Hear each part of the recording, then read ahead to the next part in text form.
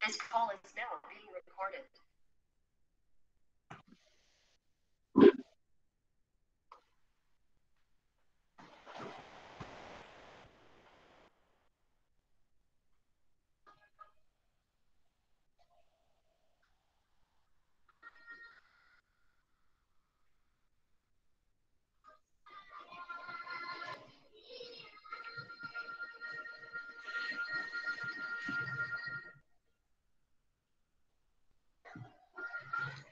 Oke, bismillahirrahmanirrahim. Assalamualaikum warahmatullahi wabarakatuh. Selamat malam semuanya. Waalaikumsalam warahmatullahi wabarakatuh. Baik, sebelum kita lanjutkan ya, mari kita berdoa. Ya, mudah-mudahan kegiatan PKPA, proses perkuliahan ya, semuanya diberikan kelancaran, kemudahan, dan kita semuanya diberikan kesehatan ya. Berdoa dipersilakan.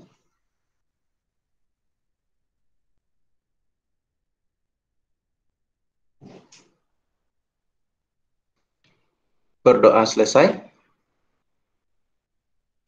Baik, sebelumnya saya akan lihat dulu ya, untuk kelompok 1 di sini ada 5 orang, kelompok 2 juga ada 6 orang ya. Nia Anzini, kelompok 1, tes dulu suaranya. Iya Pak, Assalamualaikum. Waalaikumsalam. Oke. Mungkin sambil boleh ya disampaikan ya Nia Anzini, ya walaupun sudah kenal kita ya, tapi boleh disampaikan lagi.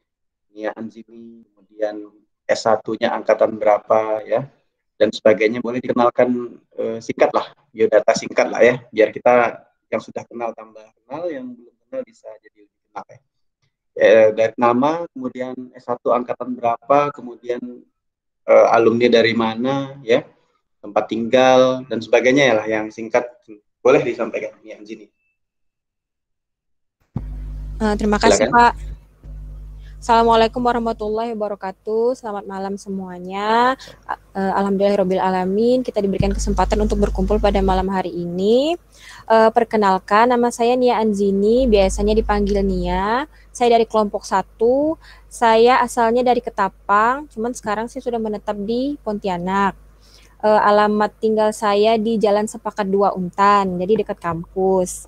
Terus saya S1-nya dari Untan, angkatan 2010, mungkin udah jauh dari teman-teman semuanya.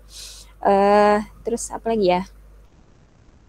Alumninya dari Fakultas Kedokteran Untan, Pak, angkatan ke-4.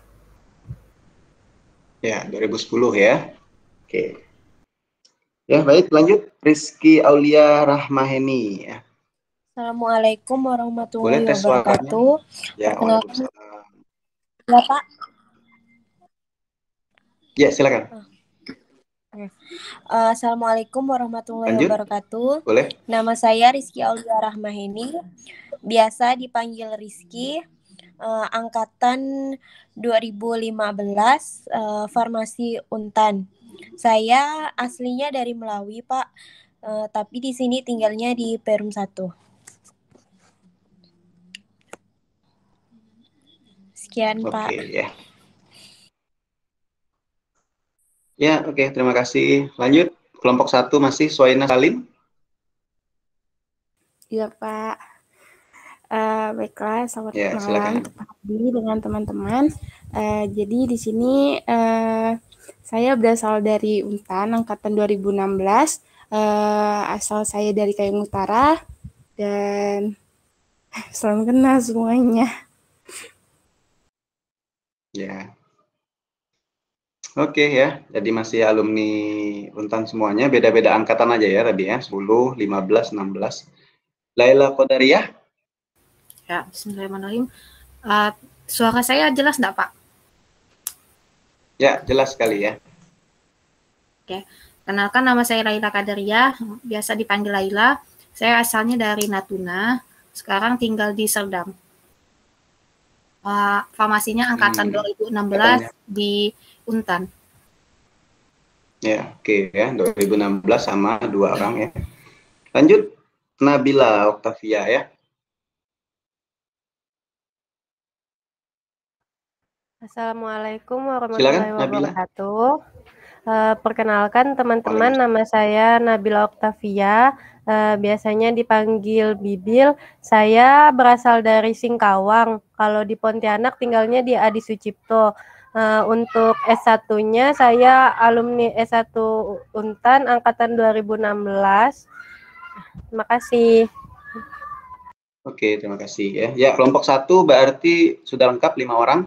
Dengan ketua kelompok tadi Nia Anzini ya? Ya. Iya, Pak. Betul ya, Nia ya? Ya, ini ditunjuk teman-teman atau memang bersedia sendiri atau gimana Nia Anzini? Setelah musyawarah mufakat, Pak, akhirnya memilih saya, Pak. Oke. Ya, karena paling senior di situ ya. Ya. Jadi nanti bisa belajar banyak lah nih teman-teman yang lain 2015, 2016 ya dari Kak Nia Anzini dari 2010 ya. Ya. Ya dulu waktu kuliah masih sempat sama-sama kita ya Nia Anzini ya. Iya, Pak, Ya, masih masih sempat waktu sempat Bapak ketemu juga. dalam satu periode ya. Iya, Pak. Kegiatan-kegiatan organisasi juga semuanya masih sempat sama-sama kan. Sekitar 2 tahunan lah ya, 2011. 10-11 kan dari masa sempat. Ya, jadi ilmunya dari Kak Nia Anzini ini banyak lah ya. Juga sudah berpengalaman bekerja di sarana pelayanan kefarmasian ya. Ya, dan ya dari segi akademik juga kemarin lulusan terbaik ya Nia Anzini ya. Ya, itu menjadi kebanggaan kita ya dan sekarang melanjutkan di profesi apoteker Untan juga ya. Ya, semuanya berprestasi. Dan sekarang buktikan bahwa kalian bisa berkompetisi ya, terutama mengalahkan diri sendiri, karena nanti untuk melewati ujian kompetensi apoteker Indonesia nasional, jadi kalau lulus berarti standarnya nasional, dimanapun kalian profesi, ya kalau lulus UKI ya berarti kompetensinya sama dengan apoteker dari kampus-kampus yang lain, jadi jangan sampai rendah diri ya, artinya semuanya berkompeten. Nah, gitu. Oke, kelompok 2, Rizky Hussein ya. Ketua kelompoknya kalau nggak salah ya dari kelompok 2. Silakan diperkenalkan. Baik Pak, perkenalkan nama saya Rizky Hussein, biasa dipanggil Hussein. Alumni dari Universitas Tanjung Pura, angkatan 2015, asal Singkawang, sekarang tinggal di Desa Kapur, Pak, Kuburaya. Ya, Sakapur ya, sama berarti kita nih. Di mananya Husin? Saya Agi Permai, Pak, sebelum kuburan Cina. Oh, ya kurang lebih lah dekat ya. Ya. Kemudian lanjut Devia Aviani ya. Silakan. Assalamualaikum, perkenalkan nama saya Devia Aviani, asal dari Universitas Tanjung Pura, angkatan 2016, asal dari Kuburaya, sekarang tinggal di Haji Muksin 2. Oh ya, angkatan berapa tadi Devia? 2016, Pak. 16, ya banyak 2016 nih ya. Ya, Julian Evan, silakan. Baik, Pak. Ya. Kurang pas soundnya. Suaranya kedengaran ya, Pak? Masih berdengung ya. Belum keluar suaranya. Ada yang kurang pas kayaknya tuh. Sekarang udah terdengar ya. Nah, sekarang? Ya, terdengar. Ya, silakan. Baik, Pak. Kenalkan saya Julian Evan. Asalnya dari Sanggau, Ya, Pak. silakan. Sanggau ya. Oke. S1-nya angkatan berapa? Di mana? Jelaskan. Kemarin kita sempat dulu kita D3, Pak. D3 IRC angkatan 2015. Terus kita lanjut Algipari S1-nya untuk Nah, terus kemudian lanjut apoteker lagi, Pak. Oh, di Bandung. 2015 ya. 2015 di Akfar ya. Kemudian lanjut di Algipari Bandung. Berarti sudah berpengalaman sebagai tenaga teknis kefarmasian ya. Dan sudah lanjut S1 dan sekarang profesi apoteker ya. Ya. Bisa, Pak. Oke. Ya, berarti ini kita kalau sudah masuk ke pendidikan profesi apoteker Untan, maka nanti di nama kalian itu akan tercantum ada untannya ya. Ada untannya nanti di SIPA itu ya. Itu akan tercantum tuh nama kalian lulusan apotekernya di mana. Artinya karena sekarang sudah masuk ke program pendidikan profesi apoteker Untan, maka alma mater kalian sebagai apoteker itu nanti adalah yang disebut-sebut Untan. Artinya dari manapun S1 atau asal pendidikan sebelumnya ya, maka alma mater Untan tetap dibawa dan melekat di SIPA kalian nanti. Dan mudah-mudahan bisa saling bergabung nih dengan alumni Untan ya. Demikian juga yang Untan bisa banyak belajar dari teman-teman yang dari non alumni gitu ya. Karena ilmu mereka didapatkan S1-nya, bahkan ada yang D3-nya dari kampus yang lain. Ya, bisa berkolaborasi lah ya seperti itu. Oke, terima kasih. Lanjut, Reren Salwa Salsabila ya, silakan. Assalamualaikum warahmatullahi wabarakatuh. Nama saya Reren Salwa Salsabila, biasanya dipanggil Reren. Saya asal Pontianak, di sini beralamatkan di Jalan Merdeka. Saya sama dengan Evan, Pak. Dulunya D3, lalu lanjut S1, lalu sekarang profesi apoteker di Untan. Ya, oke, sama ya. Ya, ada dari non-alumni Untan. Ya, mudah-mudahan nanti bisa bersinergi ya. Amin. Oke, Fitriana. Silakan. Assalamualaikum warahmatullahi wabarakatuh. Saya Fitriana, asal dari Sanggau, sama kayak Reren, Pak. Saya D3 dari Yarsi, S1 Al-Ghifari, dan sekarang lanjut profesi apoteker di Untan. Oh, angkatannya sama berarti 2015 ya? 2015. Ya. Oke, ada 3 orang ya. Ya, yang terakhir ya dari kelompok 2 ada Ristian Roni Saragi ya. Oke, silakan. Bisa dengar Ristian Roni? Selamat malam, Pak. Ya, selamat malam, Pak. Saya Roni, panggil biasanya Roni. Alamat di Jalan Ketusuwagang Beringinduk nomor 1, Batu Layang. Alamat tinggal sekarang di Jeruju, Pak. Oke, angkatan berapa, Roni? Saya S1 Farmasi Untan, angkatan 15, Pak. 15 ya. Oke. Ya, udah. Jadi kita udah saling kenal di sini. Jadi tadi yang di Rumah Sakit Sudarso saat pembekalan kan ada kelompok yang lain ya. Ada berapa kelompok yang lain tadi? 1 saja ya? Iya, ada 1, Pak. 1. Berarti dari kalian nih ada 2 kelompok. Ya, berarti totalnya ada 3 ya. Oke. Kelompok 1, kelompok 2. Oke ya, jadi sebelum saya lanjut ya. Jadi sepertinya kalian juga sudah dijelaskan mungkin oleh pengelola ya, bagaimana terkait dengan teknis pelaksanaan PKPA. Ada pembimbing dari dosen ya, atau preseptor akademik dulu dikenalnya, sekarang dikenalnya mentor lah ya. Kemudian di tempat PKPA ada preseptor klinik, sekarang dikenalnya tutor lah. Jadi bisa bedakan ya antara tutor dan mentor, masing-masing punya peran yang saling melengkapi ya. Teknis di lapangannya terutama lebih banyak nanti dengan tutor ya di lapangan akan menilai kalian ya. Saya yakin juga form penilaian sudah pernah dilihatkan juga ya oleh pengelola ya. Sudah lihat belum? Katanya boleh? Untuk yang form penilaian itu mereka mengikuti dari format kita, Pak. Ya. Ya, artinya kalian sudah lihat form penilaiannya kan?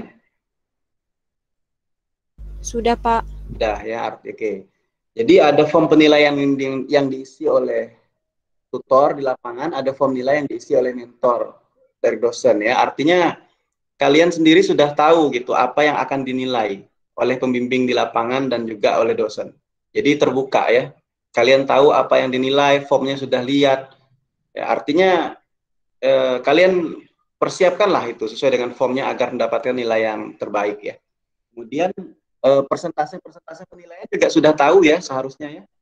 Jadi ada kegiatan di lapangan ya, ada bimbingan, ada laporan, ada ujian komprehensif ya, masing-masing ada persentase-persentasenya. Nah, jadi semua persentase nanti itu akan dikumulasikan ya, kemudian akan didapat nilai akhir minimal berapa untuk lulus PKPA?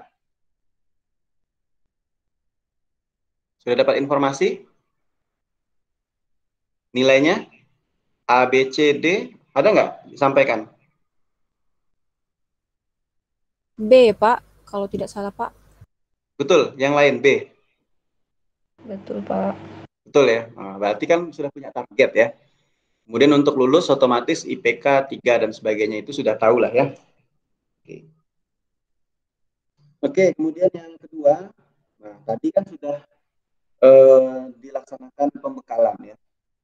Tadi saat kalian diberikan materi, nah itu saya tidak mendengar lagi, tapi beberapa poin yang dijelaskan tadi adalah salah satunya terkait dengan mutu ya. Kemudian ada hal-hal wajib yang harus diketahui oleh peserta PKPA, tidak hanya farmasi tadi kan ya, dokter, perawat, nakes-nakes yang lain yang praktek di sana ada diberikan muatan-muatan wajib, dan ada yang memang khusus untuk apoteker. Nah, bisa nggak diceritakan tadi? Tadi kan yang hadir ada kelompok 1 ada Nia dengan Rizky Aulia, betul ya? Nia dan Rizky Aulia. Iya, Pak. Ya, oke. 3 orang yang lain kan berhalangan ya. Jadi agar teman-teman yang lain juga bisa menyimak apa sih yang didapat tadi. Yang lain sudah dapat info belum? Tadi apa yang disampaikan di lapangan? Soina, Laila, Nabila, udah dengar belum?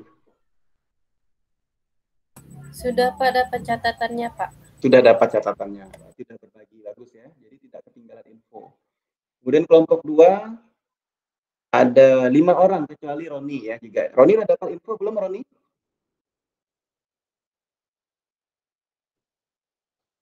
Roni masih bersama kita? Sudah dapat info? Sudah dapat info belum nih Husen? Roni? Suaranya Husen? Sudah? Oh. Terdengar apa? Udah Pak, ini Pak tadi hilang Google Meet-nya. Oh hilang. Oke, udah dapat info ya. Nah, bisa nggak disampaikan agar saya juga mendapatkan gambaran ya, bagaimana teknis. Tadi sampai jam berapa sebelumnya di sana di Sudarso? Sekitar 11.15 Pak. Oh lumayan berarti 9, 10, 11. Ada 2 jaman ya, ada 2 jaman kalian di sana berarti diberikan pembekalan. Belum mulai masuk ya, mulai masuk besok ya? Hari Senin Pak. Senin. Oh langsung Senin ya, oke. Ya berarti sudah ada pembagian kelompok dan sebagainya kan ya? Betul ya? Belum. Atau masuk semua? Nanti hari Senin baru dijelaskan lebih lanjut teknis untuk masuk. Oke ya. Berapa lama total kegiatan PKPA di rumah sakit? 1 bulan, Pak. 1 bulan, oke ya. Oke, manfaatkan dengan baik ya. Jadi target tadi nilainya sudah tahu, kemudian sebelum PKPA diakhiri ya laporan sudah beres ya, yang pasti itu.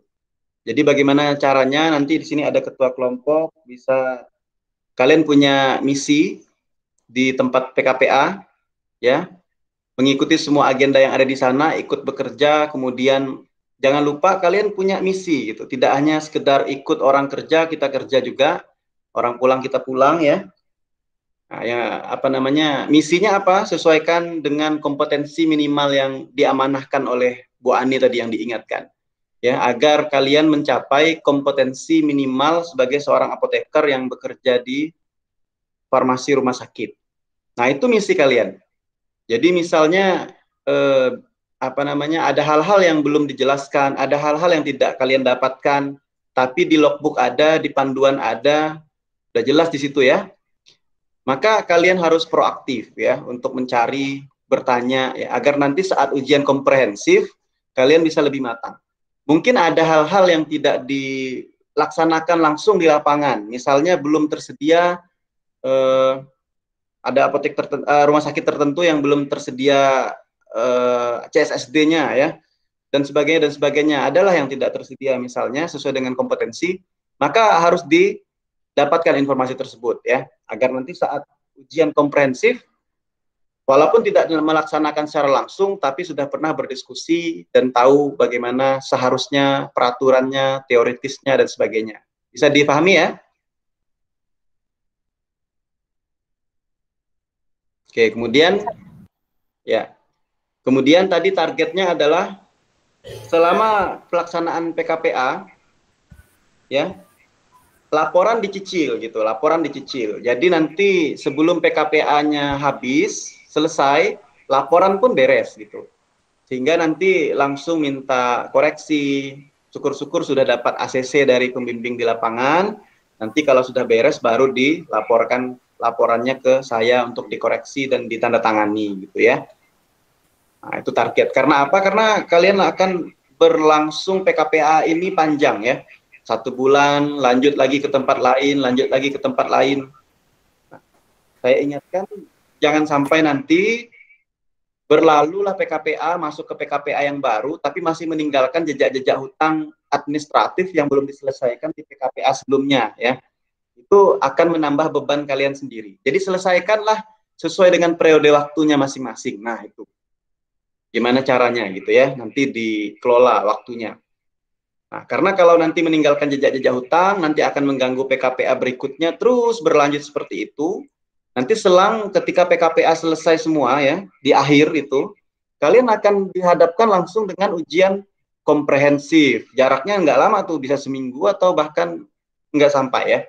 Belum lagi nanti ada TO, belum lagi langsung lanjut UKAI. Tidak banyak waktu untuk ngurusin hal-hal administratif dan hal-hal seperti itu. Artinya apa? Selesaikan sesuai dengan periode masing-masing. Nah itu.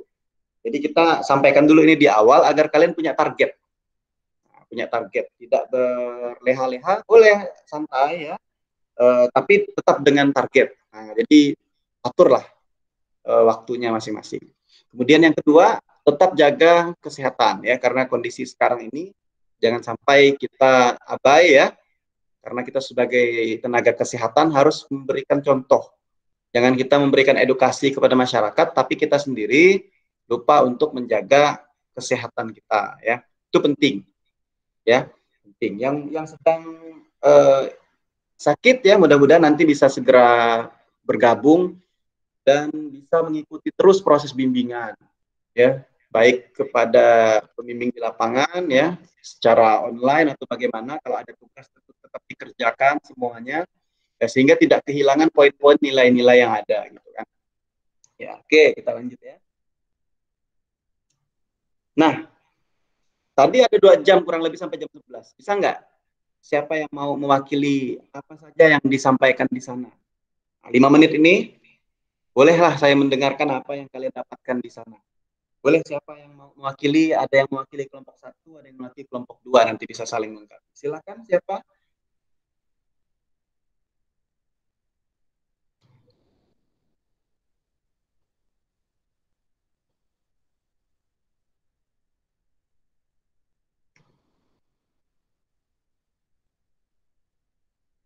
Silakan. Ada yang mau berbagi?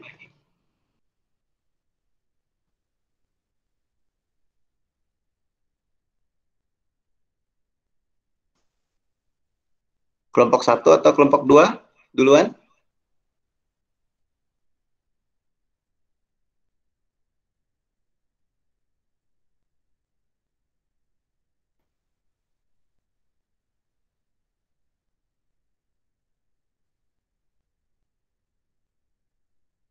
Silakan.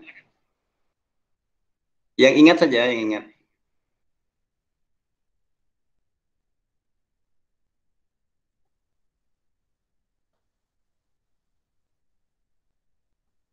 Ada secara sukarela, kalau tidak ada saya yang tunjuk.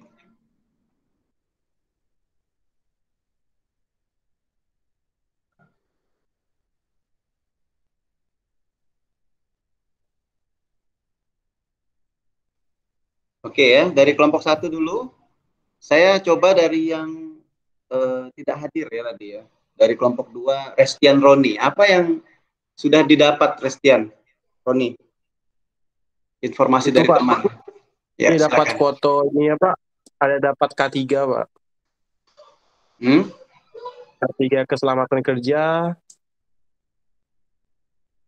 Terus ada cara cuci tangan yang baik juga, nanti di sana juga harus pakai face shield yang gown Pak.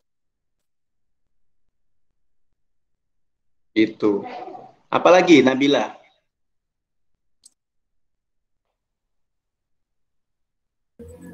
Kalau yang saya baca sih tadi dari catatan teman-teman itu ada peran komite PMKP, habis itu apa lagi ya? Kemudian PKRS. Itu sih Pak, cuma belum dibaca semua. Udah dapat lah, yang penting ada di memori HP lah, seperti itu ya. Kan belum sempat dibaca ya. Ya, makanya kalau tidak ditanya nanti selamanya di memori HP ya. Ya, yang penting masukkan juga nih, kita baca biar kita juga tahu ya. Jangan ditunda-tunda. Informasi hari ini, pelajari hari ini gitu. Besok udah ada hal lain lagi kan. Nah gitu. Ya, dari yang datang tadi, dari yang datang. Rizky Hussein, coba Rizky Hussein sebagai komandan kelompok 2 ini. Paling depan lagi tadi kan? Ya, pasti jelas lah itu. Silakan Hussein. Jadi tadi itu Pak, buat materi pertama itu tentang protokol kesehatan Pak. Jadi tadi ada dijelaskan tentang cara mencuci tangan yang baik, 6 langkah cuci tangan. Terus tentang atribut-atribut buat pemakaian masker, jangan dipegang depan maskernya gitu Pak, megangnya dari belakang telinga. Terus ada juga bilang tadi menyampaikan wajib pakai gaun Pak.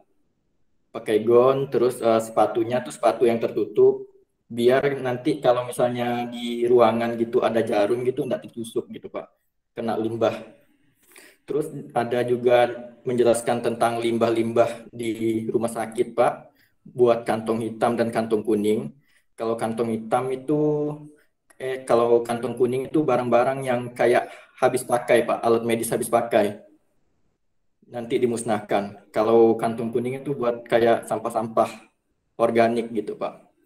Terus di materi kedua itu ada Pak Budiarto Pak. Di situ tuh ada materi tentang peningkatan mutu dan keselamatan kerja.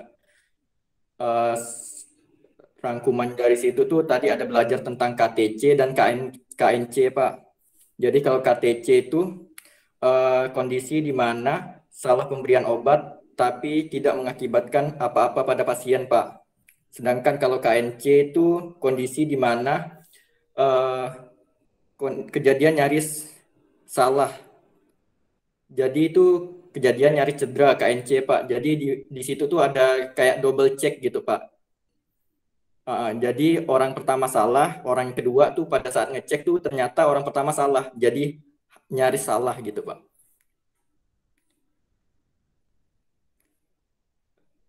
Itu aja sih dari saya Pak. Ya, ada 2 materi tadi ya. Boleh ditambahkan Nia Anzini? Pak, sebelumnya saya ada bikin sedikit PPT Pak, boleh dari situ? Ya. Oh boleh, silakan. Oh malah udah buat materinya ya. Soalnya kirain presentasi Pak. Ya nggak apa, sampaikan aja. Ini pemancing aja nih, pemancing. Nanti kita akan jelaskan agenda berikutnya. Tapi kalau udah ada boleh ditampilkan sedikit boleh.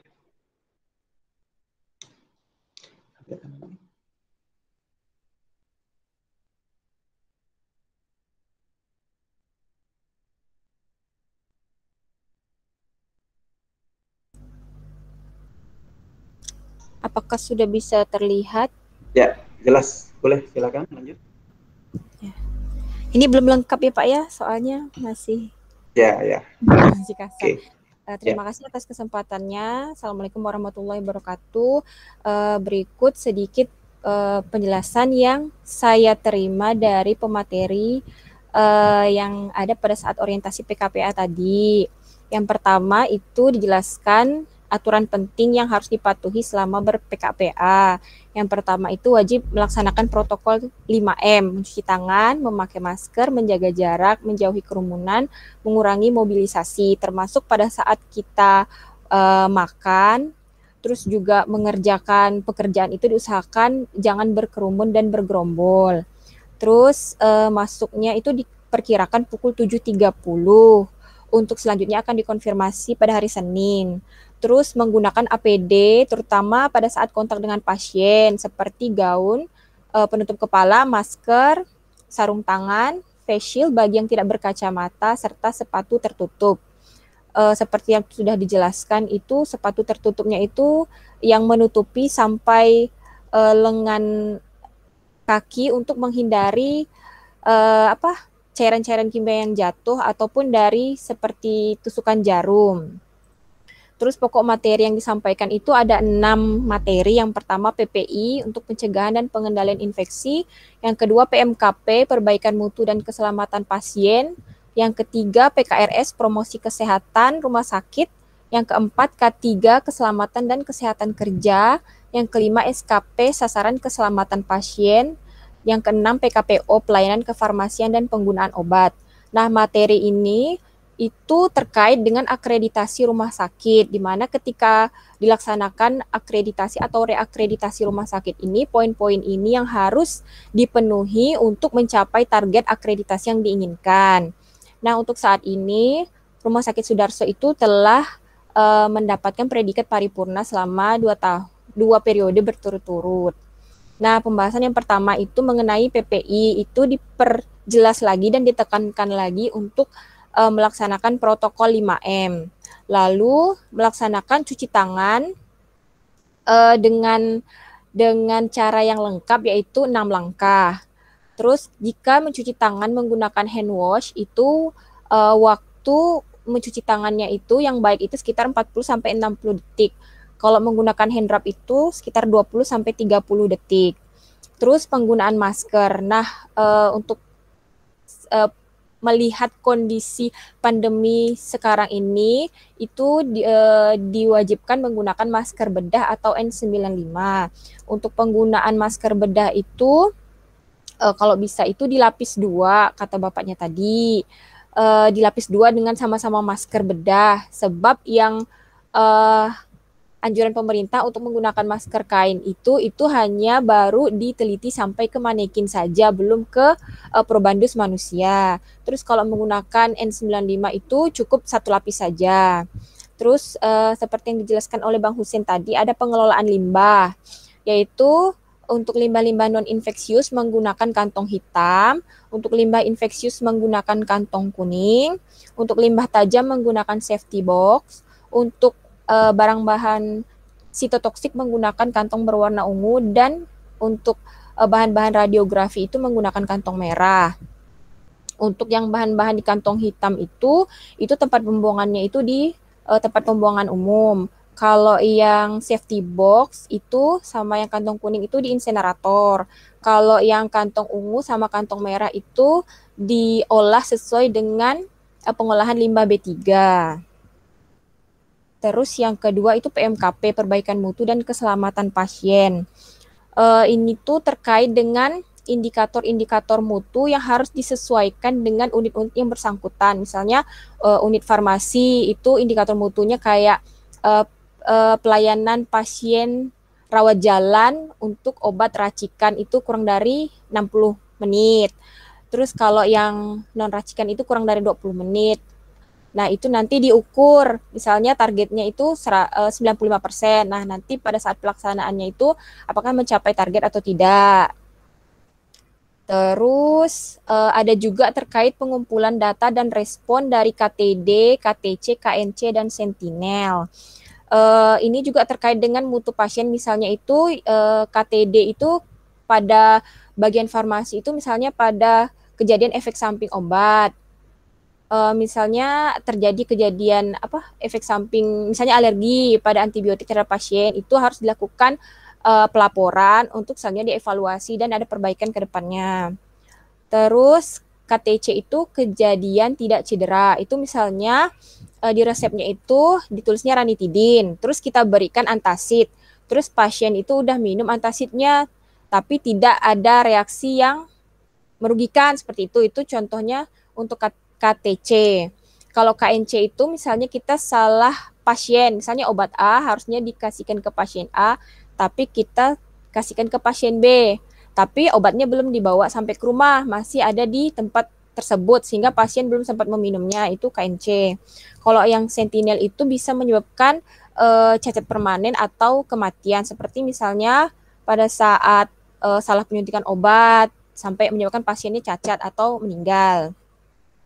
Terus yang penting juga untuk perbaikan mutunya itu adalah validasi dan analisis data. Terus untuk yang ketiga PKRS, Promkes rumah sakit. Nah, tujuannya itu mengedukasi pasien dan pengunjung yang masuk ke rumah sakit terkait kesehatan, bisa dari edukasi penyakit, pemakaian obat, atau masalah kesehatan yang sedang hype sekarang. Nah, outputnya itu untuk memberikan pelayanan kesehatan yang tidak hanya fokus pada kuratif dan rehabilitatif, tapi juga masyarakat itu bisa mencegah dan juga bisa mempromosikan ke orang-orang lainnya juga. Terus media yang mereka gunakan itu bisa dari video, leaflet, pameran, TV channel, senam massal, dan poster, di mana bukti kegiatannya itu akan dilaporkan. Terus dasar hukumnya Undang-Undang Nomor 44 Tahun 2009 tentang Rumah Sakit Pasal 1 dan 10. Terus ketiga, keselamatan dan kesehatan kerja. Dulunya ini keselamatan kerja itu dipegang oleh Depnaker, cuman sekarang itu keselamatan dan kesehatan kerja itu udah dilimpahkan ke rumah sakit, ada bagian tim khusus. Nah, intinya itu setiap orang yang ada di rumah sakit, baik itu pengunjung atau karyawan, itu harus terlindungi dari penyakit akibat kerja atau kecelakaan akibat kerja. Misalnya itu perawat yang kerja di bagian radiologi kan sering terpapar sama radiasi sinar. Nah, itu nanti mungkin ke depannya itu perawat tersebut bisa terkena efek samping dari penyerahan tersebut. Jadi tim K3 ini akan melaksanakan prosedur tertentu bagi perawat yang kerja di bagian itu biar meminimalisir dampaknya, seperti itu. Terus juga kelemahan dari K3 ini adalah pelaporan, di mana para petugas atau karyawan itu takut untuk melaporkan kejadian-kejadian yang ada di unit-unitnya. Jadi untuk untuk evaluasi lebih lanjut itu lebih susah. Terus SKP, sasaran keselamatan pasien, itu contohnya saat identifikasi pemberian obat itu ditanya lagi nama pasien, umur, terus tanggal lahir, terus dilihat juga nomor RM-nya. Takutnya ada nama pasien yang sama tapi bukan pasien yang dimaksud. Terus untuk CPPT itu dari teknik SBAR sama TBAK, tulis, baca, dan konfirmasi. Terus juga dari momen cuci tangan, terus penandaan risiko jatuh. Terutama untuk pasien rawat inap yang untuk penandaan risiko jatuh. Terus PKPO ini yang terakhir itu pengelolaan sediaan farmasi Alkes dan BMHP sama pelayanan farmasi klinik. Tadi itu Bapaknya cuma menjelaskan yang bagian pengelolaan sediaan farmasi Alkes dan BMHP saja, Pak. Yang farmasi klinik itu tidak dijelaskan. Yang pertama pemilihan obat, untuk pengadaannya itu mereka memilih obat itu berdasarkan Fornas dan formularium rumah sakit. Nah, kalau misalnya di Fornas itu tidak ada, tapi mereka membutuhkan obat tersebut, mereka bisa mengacu pada formularium rumah sakit untuk memilih obat untuk diadakan. Terus untuk perencanaannya itu, kan ada 3 cara, ada morbiditas, konsumsi, dan kombinasi. Nah, Sudarso ini menggunakan pola konsumsi yang akan dievaluasi itu dari penggunaan obat sebelumnya. Jadi perencanaan itu mereka tuh per tahun dan per triwulan. Kalau per tahun itu akan dilihat pemakaian tahun sebelumnya. Kalau yang per triwulan itu, yang triwulan pertama itu dilihat untuk perencanaan berikutnya. Terus yang pengadaannya itu, tim pengadaan di Rumah Sakit Sudarso itu berbeda divisi dengan instalasi farmasi. Terus ada 3 cara dari e-katalog, terus bisa pembelian langsung. Kalau misalnya dari e-katalognya nggak ada produknya, terus juga bisa tender terbuka tapi khusus untuk pengadaan gas medis saja. Terus ya untuk penerimaan, bagian penerimaan obat dan alkes BMHP itu ada tim tersendiri terdiri dari 2 orang apoteker dan 3 orang TTK. Terus untuk penerimaan obat itu diusahakan yang memiliki ED panjang. Terus kalau untuk obat-obat yang slow moving itu diusahakan ED-nya yang lebih panjang yang bisa diterima untuk meminimalisir pemusnahan obat akibat expired. Terus pendistribusian itu ada tiga metode, ada manual prescribing, UDD, ODD, sama kombinasi. Kalau di Sudarso sendiri itu makainya yang kombinasi, baik itu manual prescribing sama UDD. Terus mereka juga punya depo ranap, itu kerjanya 24 jam. Pada saat jam kerja, mereka menghandle ruangan IGD, ICU, ICCU, PICU, ruang nifas. Kalau di luar jam kerja, melayani seluruh ruangan. Itu saja, Pak. Mohon maaf atas segala kekurangannya. Assalamualaikum warahmatullahi wabarakatuh. Waalaikumsalam warahmatullahi. Terima kasih ya. Informasinya ya sangat membantu bagi yang tidak hadir tadi. Tapi tadi terkait dengan distribusi itu ada manual prescribing, sepertinya yang dimaksud ada individual prescribing ya. Yang lain gimana dengarnya? Manual prescribing atau individual prescribing?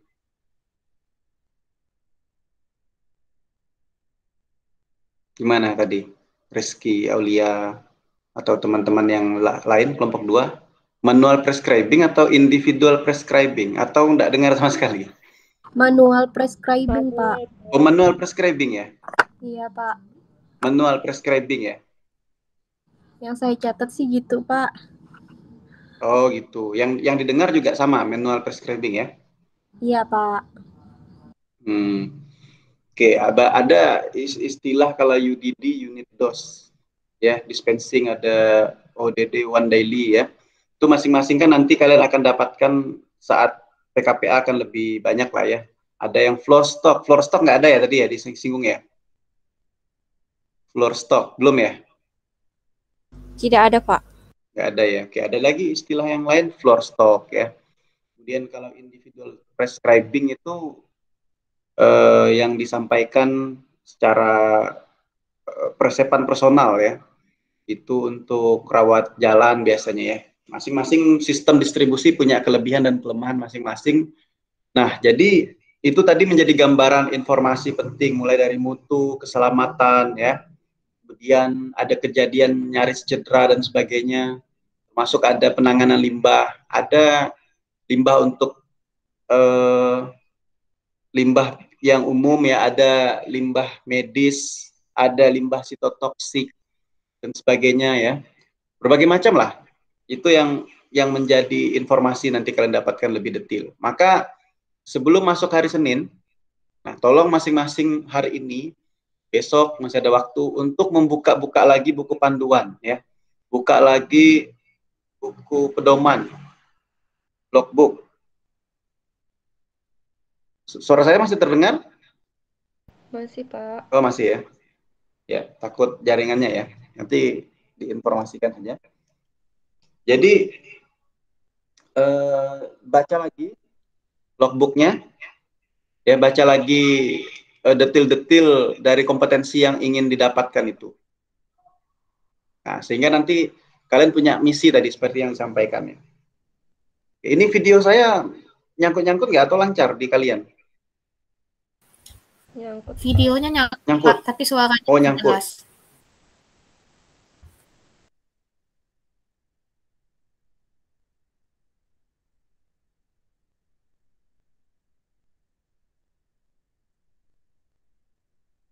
Ini saya pakai ini aja.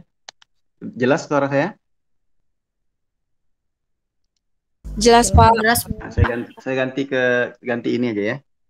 Yaitu agak melekat situ. Saya akan jelaskan ya agenda kita. Silakan budaya seperti ini boleh nanti dibudayakan ya. Jadi saya harapkan, kan ada beberapa yang belum bisa datang langsung misalnya. Jadi silahkan untuk nanti tiap akhir pekan ya, atau kalau perlu tiap hari itu ada laporan dengan di kelompok ini, di grup ya. Pak, hari ini kami PKPA mendapatkan info ini. Jadi saya harapkan ada interaksi terus dengan dengan saya ya terkait dengan pelaksanaan PKPA ini.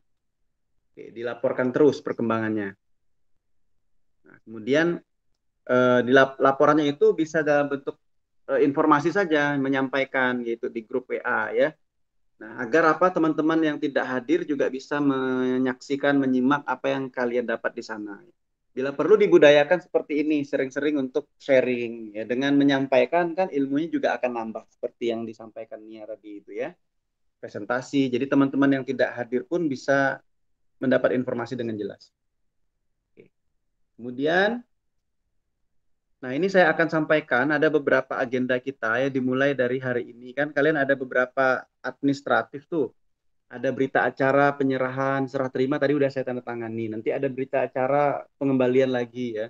Kemudian ada logbook yang harus diisi. Tolong diisi harian, jangan kolektif di akhir PKPA nanti. Jadi tiap hari diisi terus. Sebagai dasar untuk mengisi laporan. Jadi kalau bisa ada PKPA 1 bulan, berarti setiap pekan itu ada 1 bab atau 2 bab yang nambah gitu ya. Jadi minggu ketiga, pekan ketiga itu laporan udah hampir clear gitu ya. Jadi memasuki pekan keempat laporan clear dan minta koreksi oleh pembimbing lapangan. Targetnya. Jadi tolong ketua kelompok untuk keep itu gimana caranya biar bisa di-manage anggotanya ya. Karena di sini juga ada penting terkait dengan menyelesaikan sesuai dengan deadline ya. Ada kerjasama dalam tim dan sebagainya masuk dalam penilaian dari kita juga. Tidak hanya aspek pengetahuan yang kita nilai, tapi juga aspek kerjasama dalam tim, bekerja di bawah deadline ya, dan sebagainya ya. Nah, itu ada aspek personal ya, tidak hanya aspek profesional. Ada juga aspek sosial, bagaimana kita berhubungan, berinteraksi dengan teman satu kelompok PKPA, dengan teman-teman yang ada di sana, dengan karyawan-karyawan yang bekerja di sana, dan sebagainya. Nah, kemudian sampai di sini suara masih dengar ya? Masih jelas ya? Masih, Pak. Oh, masih. Oke. Oke, kemudian nah ini agenda pertama kita sudah lewati tadi serah terima ya, kemudian tadi logbook juga diisi dan ditandatangani. Tanda tangannya nanti bisa kolektif nanti di akhir. Kemudian beberapa administrasi silakan bisa disiapkan, termasuk ada form nilai nanti diisi nama-nama kalian ya, dan disiapkan juga form bimbingan. Nah, form bimbingan itu dari pengelola sudah disiapkan. Nah, nanti bisa diisi, misalnya hari ini kita ada perkenalan, ada presentasi terkait dengan yang disampaikan tadi, ya itu juga masuk dalam form berita acara bimbingan. Jangan lupa ditulis tanggalnya, harinya, kalian tanda tangan di situ. Nanti saya akan tanda tanganinya kolektif saja di akhir ya. Minimal kita ada target 6 kali proses bimbingan itu, ya bisa dengan berbagai media, salah satunya Meet seperti ini. Ya, nanti ada juga tugas-tugas terstruktur dan nanti juga ada presentasi laporan ya. Nanti kita meet lagi ya, ada presentasi laporan. Dan nanti ada juga beberapa materi baik link video ataupun nanti tulisan yang akan saya share ya untuk di resume. Nah, itu juga masuk dalam bimbingan. Nah, ini yang saya susun di sini ada kurang lebih ada 9 lah ya, ada 9 totalnya. Nah, target kita kan 6 tadi, target minimal. Tapi di sini ada saya susun ada 9. Otomatis kalau dibagi 9 dibagi 4 pekan karena 1 bulan, berarti ada 2 kurang lebih ya. Ada 2. Jadi ada 2 target yang diselesaikan dalam 1 pekan. Nah, jadi masuk pekan ke-4 berarti totalnya bisa diselesaikan ada 9 ya. 1 itu termasuk serah terima yang tadi, berarti sisanya ada 8. Berarti tiap pekan kurang lebih ada 2 ya, ada 2 yang diselesaikan. Apa itu? Bisa sambil dicatat saja ya, hal-hal yang penting di sini. Nah, pertama, atau ini silakan ya, bisa dilihat. Saya kirimkan di grup WA-nya, biar bisa dibaca langsung. Nah, hal-hal yang kurang saja nanti yang bisa dicatat, ini saya kirimkan. Sudah bisa dilihat di grup WA-nya? Udah, Pak. Oke ya. Nah, yang pertama materi yang disampaikan tadi, nah itu sebagian sudah disampaikan ya, nanti bisa diresum materi pembekalan tadi dari rumah sakit. Kemudian, nah ini dalam P2 ini berarti tambah juga materinya terkait dengan standar kompetensi apoteker Indonesia. Jadi kita berangkat dari situ.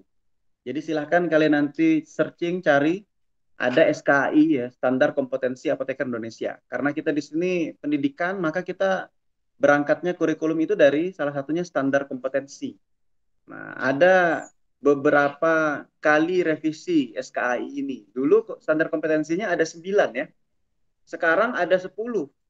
Nah, terbaru ini sedang digodok oleh IAI, APTFI sedang digodok tapi belum disahkan ya. Ada apoteker advance dan sebagainya. Tapi yang pasti sekarang ini yang berlaku SKAI yang ada 10 item. 10 item itu masing-masing ada sub-sub itemnya. Silakan kalian bisa searching nanti SKAI. Ya, standar kompetensi apoteker Indonesia. Banyak itu butir-butir penjabarannya dari setiap kompetensi.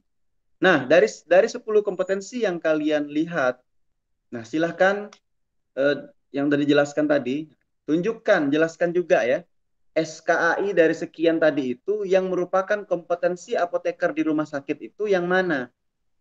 Tentunya kan tidak semuanya rumah sakit. Ada yang di bidang industri, ada yang di bidang pelayanan, ada yang di bidang ilmu pengetahuan, ada di bidang sikap dan sebagainya ya. Nah, kira-kira yang masuk ke dalam kompetensi apoteker di rumah sakit itu SKAI yang mana?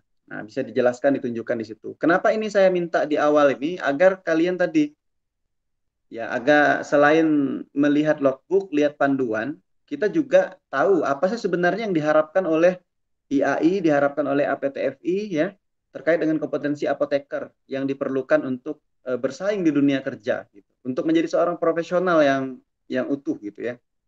Nah, kemudian jelaskanlah kompetensi PKPA rumah sakit itu sesuai dengan pedoman ya, sesuai dengan logbook.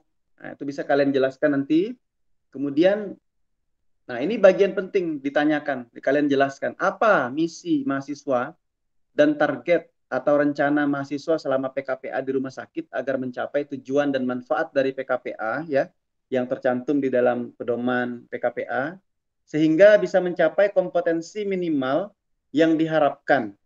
Kompetensi minimal ya, artinya tidak semua kompetensi apoteker, tapi ada kompetensi minimal yang harus dicapai dari PKPA tersebut. Nah, dari P2 ini, ya berarti di pekan depan, nah berarti target kalian pekan depan itu adalah menyelesaikan P2 dan P3. Nah, ini dari saya pribadi ya, yang akan menjadi penilaian ya. Nah, di luar tugas-tugas nanti yang diberikan di rumah sakit, tentunya itu nanti juga dikerjakan dan dilampirkan di laporan. Ada nanti dijelaskan di P9 ya. Nah, kemudian itu nanti kalian bisa buat slide presentasinya. Kemudian kalian bisa presentasikan seperti ini ya, secara berkelompok. Gabung saja biar kalian bisa lebih banyak ide ya, agar tidak berat. Jadi 2 kelompok bergabung jadi 1 saja ini. Semua P1 sampai kecuali P9 laporan ya. Kalau laporan masing-masing kelompok ya. Nah, silahkan bergabung, bekerja sama ya untuk menyelesaikan target-target ini. Tujuannya juga agar bisa berkolaborasi 2 kelompok ini. Gitu ya. Termasuk juga yang tidak ikut PKPA secara langsung juga turut berkontribusi. Nah, kemudian nanti kalian bisa buat slide presentasinya, kemudian kalian bisa rekam melalui Zoom ataupun melalui Meet. Nanti hasil rekamannya bisa dikirimkan ke Google, diupload di Google Drive, kemudian open access dan kirimkan linknya di grup kita ini. Nah, untuk menjadi penilaian saya ya. Kemudian lanjut ke P3 yang menjadi target pekan pertama juga ya. Nah, jelaskan apa peran apoteker di rumah sakit. Ya, jelaskan apa peran apoteker di rumah sakit. Nah, selain itu juga jelaskan acuan yang menjadi acuan penting kalau misalnya bekerja di rumah sakit. Selain banyak peraturan-peraturan yang berlaku, ya, maka ada 1 standar pelayanan kefarmasian di rumah sakit yang harus dikuasai, harus dibaca, harus difahami oleh calon apoteker ya yang akan bekerja di rumah sakit. Nah, yaitu PMK 72 2016. Silahkan di-download, dibaca, kemudian silahkan kalian bedah kelompok 1 dan kelompok 2, bisa kalian buat slide-nya atau bisa kalian tampilkan langsung standar Yanfar-nya itu sekaligus menjelaskan peran apoteker di rumah sakit dan sebagainya ya. Nah, ini bisa kalian sampaikan, presentasikan juga nanti sama Google Drive dan dikirimkan hasil rekaman presentasi kalian 2 kelompok ini bersama-sama ya. Jadi 2 kelompok bersama-sama, tidak satu kelompok dipisah, gabung aja ya. Lanjut P keempat. Nah, nanti silahkan dicari petunjuk teknis Juknis ya. Juknis penjelasan dari PMK. Nah, 72 tahun 2016.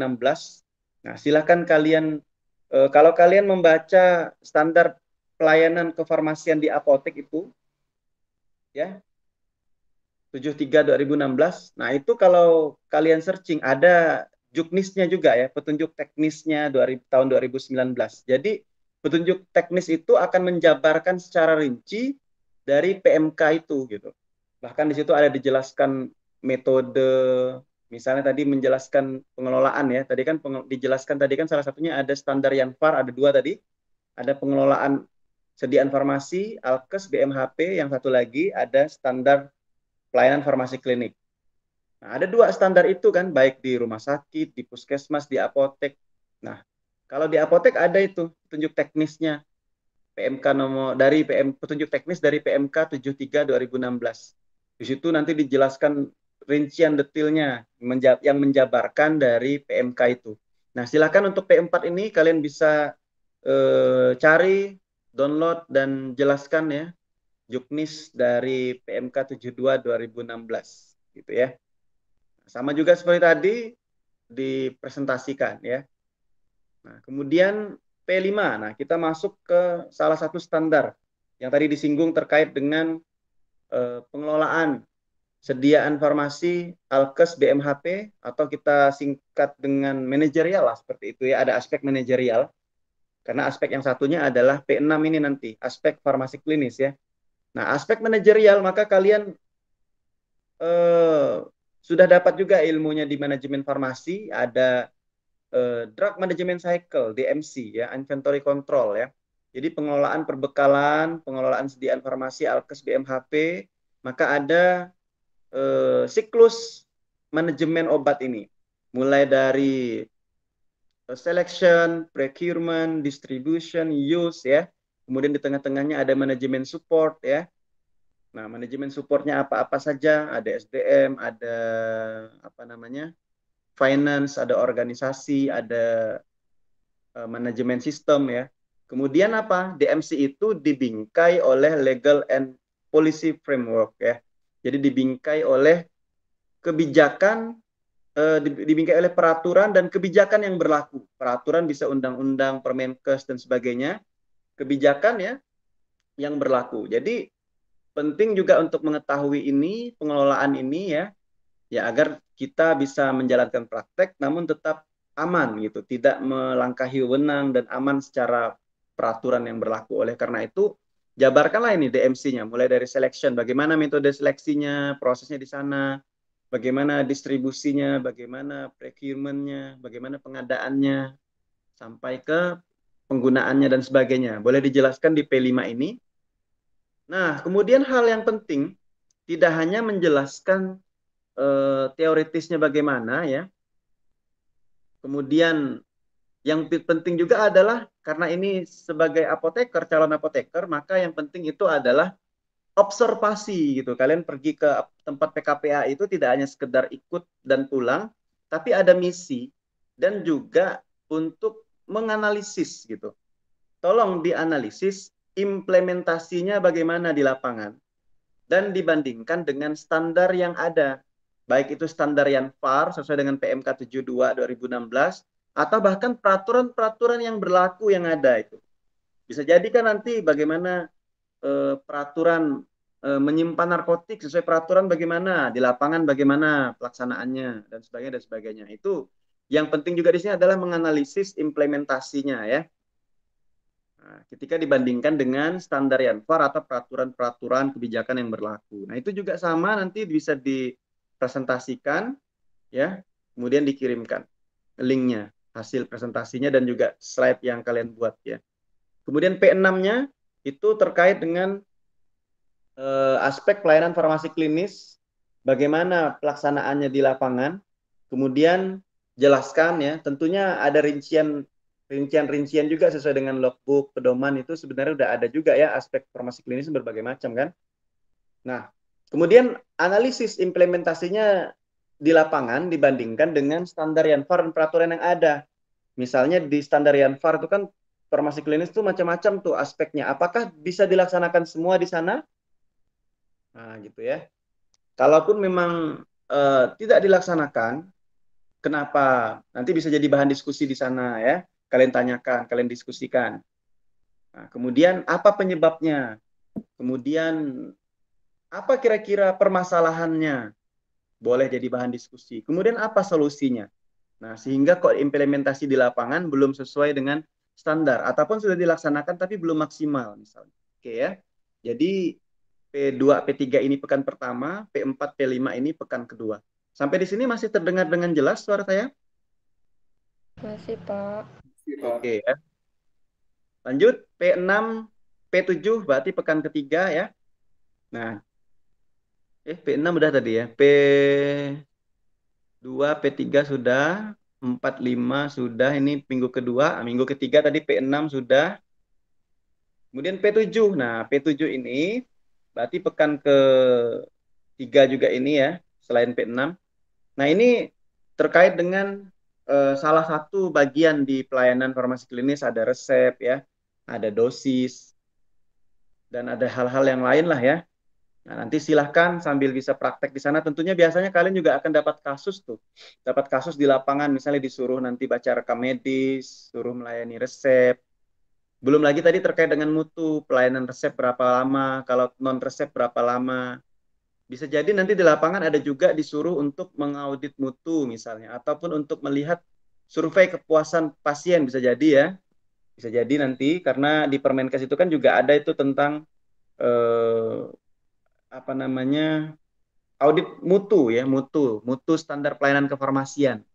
Nah, bisa dibaca nanti. Nah, kemudian untuk yang P7 ini mungkin nanti akan saya berikan link ya, saya yang akan mengirimkan.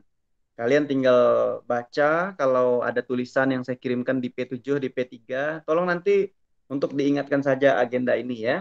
Jadi selalu laporan aktif, karena yang saya nilai juga adalah aktif proaktifnya ya. Aktif di grup. Aktif di grup ini menginformasikan, kemudian aktif segala macam lah, melaporkan ya. Nah, itu juga akan dinilai. Ya, samalah kaidahnya, mau ketemuan langsung ataupun ketemuan online melalui WhatsApp dan Meet sebagainya, semua penilaiannya sama ya. Keaktifan dan sebagainya. Nah, nanti akan saya kirimkan ya video-video, bahkan ada nanti soal-soal dari video tersebut ya terkait dengan hitungan dosis misalnya ya, terkait dengan tetesan infus, karena apoteker di rumah sakit harus paham nih, jangan sampai nanti kalah dengan tenaga kesehatan yang lain ya. Apoteker harus paham betul nih bagaimana nanti menghitung dosis, entah itu umur, berat badan sih udah biasa ya, kemudian luas permukaan tubuh, termasuk juga menghitung tetesan infus gitu. Ada berbagai macam metode untuk menghitung nanti itu ya. Nah, nanti akan saya berikan videonya dan kalian tinggal menyimak. Waktunya terserah kan, karena terserah ya diberikan videonya, tapi dalam satu pekan itu kapanpun waktu senggang untuk menyaksikan. Dan ada beberapa soal-soal latihan juga bisa nanti dicoba-coba untuk dikerjakan ya. Ya, siapa tahu juga sedikit membantu ya kalau untuk menghadapi UKAI. Jadi proses PKPA ini juga orientasinya tidak hanya selesai 1 bulan ini ya, tapi ada impact-nya untuk ujian komprehensif nanti, dan yang kedua untuk uji kompetensi apoteker Indonesia UKAI, baik itu CBT ataupun OSCE, Yang ketiga tentunya jadi bekal profesional nanti kalau masuk ke dunia kerja ya semuanya. Jadi dijalani saja. Kemudian nanti terkait dengan video ataupun bacaan nanti saya akan kirimkan ya, untuk diresum ataupun untuk dikerjakan beberapa latihannya ya. Itu P7. Jadi bukan kalian yang mempresentasikan, tapi saya yang akan menyampaikan ya. Saya akan kirimkan. P8, P9. Nah, ini pekan keempat sudah masuk di akhir-akhir. Jadi tentunya di sini laporan sudah siap, hampir fix ya. Maka agenda kita sebelum kita akhiri ya di akhir bulan itu bisa kita presentasi hasil PKPA. Jadi presentasi silahkan disampaikan apa yang sudah didapat selama ini ya, dijelaskan ya. Kemudian nanti kita akan diskusi dan tanya jawab. Tentunya sekaligus saya mengambil penilaian ya dari seluruh, karena udah PKPA hampir sebulan, maka kita nanti diskusi dan tanya jawab bebas lah. Saya ingin tanya kemana gitu ya. Nanti kita lihat waktunya akan ditentukan belakangan. Nah, ini presentasi nanti kita bisa melalui Meet seperti ini ya, waktunya nanti ditentukan. Kemudian P9 ini laporan. Laporan tentunya tadi dicicil dari awal, tapi di terakhir ini juga kita ingatkan tentang laporan. Karena di form penilaian untuk dosen itu ada khusus penilaian laporan ya. Selain diskusi, tanya jawab, presentasi, ada juga penilaian laporan. Nah, di laporan tentunya sesuaikan saja dengan format yang ada ya. Mulai dari cover dan sebagainya sampai lampiran, ada format-format yang diisi silahkan, ada bab-babnya ya. Kemudian tugas-tugas itu yang didapatkan dari sana ya. Nah, ataupun yang dari saya, misalnya ada tugas-tugas dari lapangan dilampirkan, dapat kasus lampirkan. Tugas individu, tadi kan ada tuh dijelaskan seperti promosi kesehatan. Nanti ada penugasan dan dilaporkan gitu kan ya. Nah, seperti itu kan berarti diberikan tugas-tugas juga dari sana. Jadi tugasnya itu dilampirkan. Kalau dapat kasus misalnya menganalisis resep, menganalisis rekam medis dan sebagainya, ya silahkan dilampirkan tugas-tugas tersebut. Justru disitulah penilaian yang udah diberikan. Jadi ternyata udah banyak tugas yang diberikan, di laporan itu nampak tugas-tugasnya, berarti nilai kalian akan lebih maksimal gitu.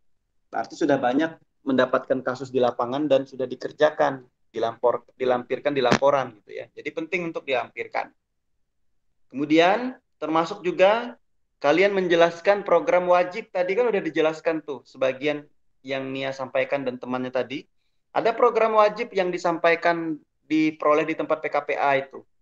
Nah, seperti tadi ada mutu, ya, keselamatan, termasuk juga pengelolaan, termasuk juga promkes dan sebagainya tadi, ada program-program yang wajib di sana.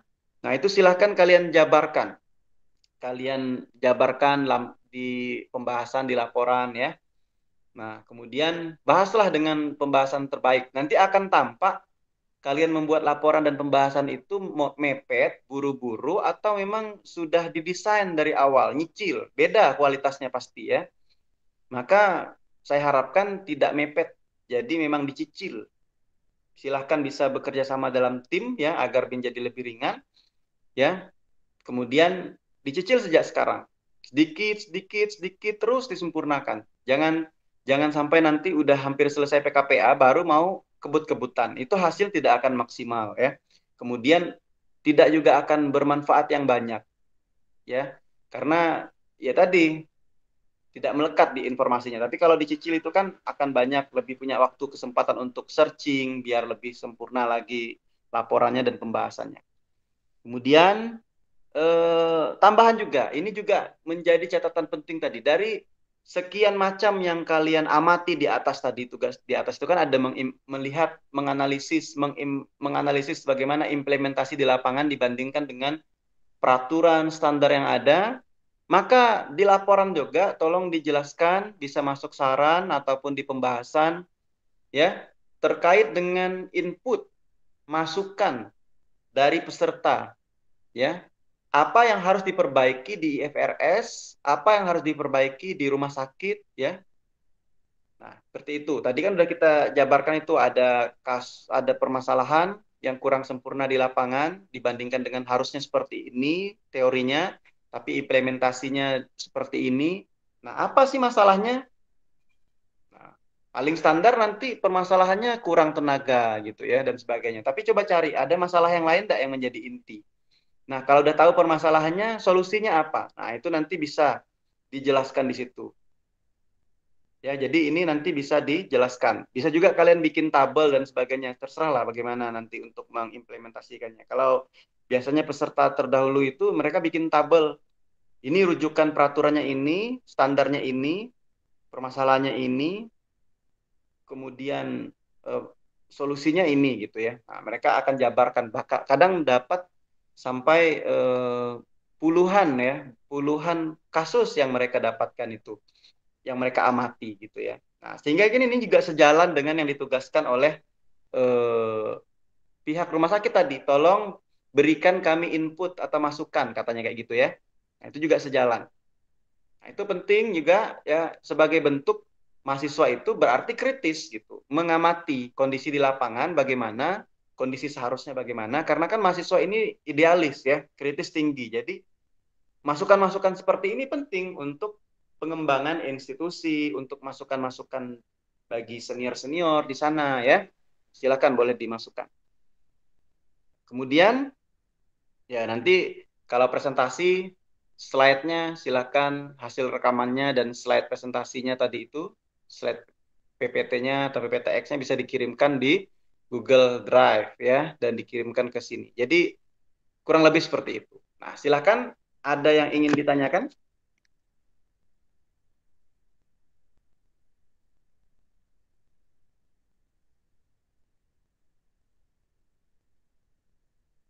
Husen atau Nia atau yang lain ada yang ingin ditanyakan?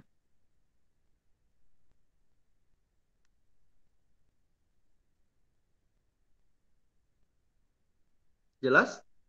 Sejauh ini belum ada, Pak. Ya, oke ya. Nah, jadi seperti itu ya. Jadi silahkan bisa manage waktu ya. Jadi di sini kalian memang fokus ya di pendidikan profesi ini, disibukkan dengan praktek kerja lapangan, manfaatkan betul lah itu. Manfaatkan betul ya kesempatan yang ada. Nah, itu juga sekaligus dilatih bagaimana kita mengelola waktu ya, bekerja sama dalam tim tadi. Jadi ada aspek profesional, ada aspek personal ya, kepribadian tadi, dan aspek sosial gitu ya. Bagaimana kita bisa menyelesaikan target-target itu tadi dalam waktu yang ditentukan. Itu ya. Kemudian berarti kita mulai dari hari ini juga udah boleh tuh dicicil berita acaranya untuk diisi dan tanda tangan, kalian tanda tangani. Untuk tanda tangan saya nanti bisa kolektif di akhir ya. Kemudian mulai Senin nanti sudah aktif untuk memberikan informasi. Misalnya 2 hari sekali, 3 hari sekali, atau minimal 1 pekan sekali lah untuk melaporkan. Pak, kami kegiatan di rumah sakit sudah kompetensi ini, gitu dijelaskan, udah kami dapatkan Pak. Nah, gitu ya, laporkan terus gitu, biar ada bentuk koordinasinya gitu ya. Dan tahu perkembangannya kalian udah sampai mana nih sebenarnya gitu. Sekaligus juga kalian bisa mengirimkan video presentasi tadi gitu. Silahkan bisa diatur sendiri waktunya. Saya sudah kirimkan tadi. Ada beberapa target yang harus dikerjakan ya, dan silakanlah bisa disiasati nanti bekerja sama dalam tim. Oke. Nah, ini coba saya kirim ya. Saya kirim ke grup ini contoh ya. Contoh tabel yang bisa kalian masukkan ke laporan sebagai lampiran terkait dengan yang kalian amati di lapangan versus peraturan yang ada ya. Jadi apa sih yang kalian amati? Apa sih masalahnya? Apa sih solusinya? Peraturan apa yang dirujuk? Nah, ini coba saya kirimkan. Mereka dapat sampai puluhan ya, kurang lebih. Nah, itu coba bisa dilihat saja di situ.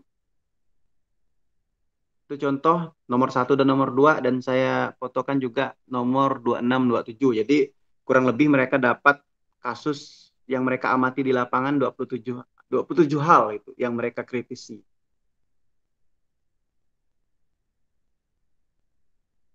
Nah, Nah, itu tujuannya agar memicu aspek kritis dari peserta PKPA ya. Nah, dan ini ada beberapa administrasi yang perlu disiapkan mulai dari sekarang nih, sebagian lah ini ya. Sama juga ada buku putih ya. Nah, ini beberapa buku ya, buku. Nah, silakan. Itu boleh disiap-siapkan administratif ya, karena keperluan administratif. Kemudian apa lagi?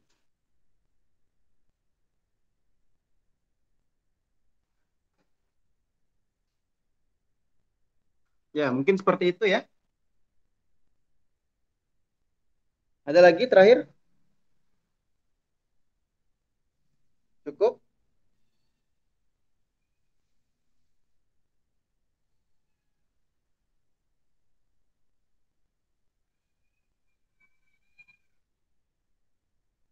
Sepertinya cukup ya? Iya, Pak. Oke ya. Ya, saya pikir nanti kalau ada hal-hal yang ingin ditanyakan boleh silakan di grup WA. Oke. Ya, nanti untuk agenda ketujuhnya saya akan kirimkan beberapa bacaan dan beberapa link video nanti ya, pekan kedua atau pekan ketiga nanti ya, saya akan kirimkan. Oke, terima kasih atas perhatiannya pada malam hari ini. Mudah-mudahan bisa tetap semangat dan berjalan sesuai dengan target yang kita rencanakan ya. Dan laksanakan saja semuanya sesuai yang diarahkan, maka nanti akan mendapatkan hasil yang terbaik lah seperti itu. Dan kalau ada hal-hal yang ingin disampaikan, ide-ide dan sebagainya, silahkan juga ya, bisa disampaikan. Terima kasih. Mohon maaf atas segala kekurangan. Selamat malam. Assalamualaikum warahmatullahi wabarakatuh. Waalaikumsalam. Terima kasih, Pak. Terima kasih, Pak. Oke, silakan boleh. Terima kasih, Pak. Selesai ya.